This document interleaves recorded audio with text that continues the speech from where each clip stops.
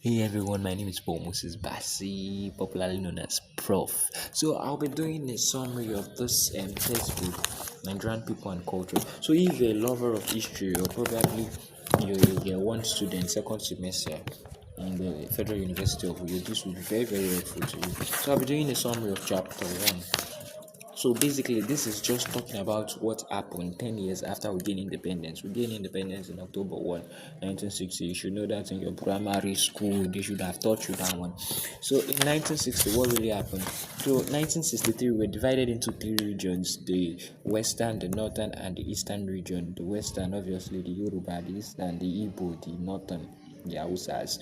So in 1966, Colonel Ojukwu, that's Colonel Chukwu Emeka Ojukwu, he led a coup, a successful military coup. You know what coup means? Just to buy someone that is in posts, bigger posts. So he led the coup. Then 1967, he decided to rename the Eastern region as the Republic of Biafra.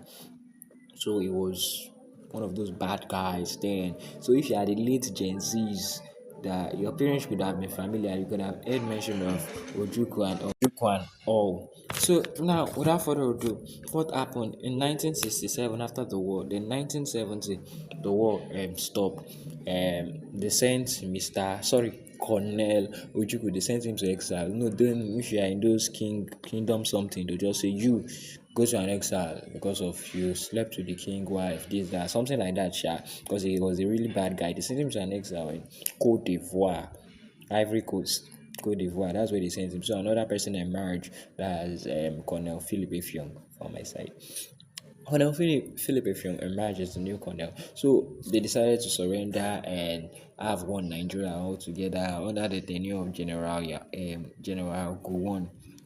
So policy were now made for this war, as the number one policy was no vanquish, no victor. That number one policy is in the sense that nobody win this fight. We feel the pain. Nobody win. Nobody can really say that we dealt with them. Nobody can really say that we're defeated. So no vanquish, no victor.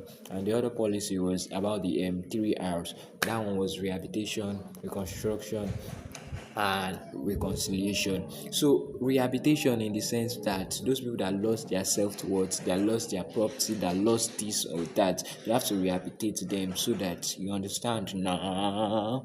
And reconstruction in the sense that if you've watched Into the Badland, you know that it's like a developed country, a bit developed city, but something happened, everything was just destroyed. You see, they still use cars. So that's how Nigeria was in the year 1970.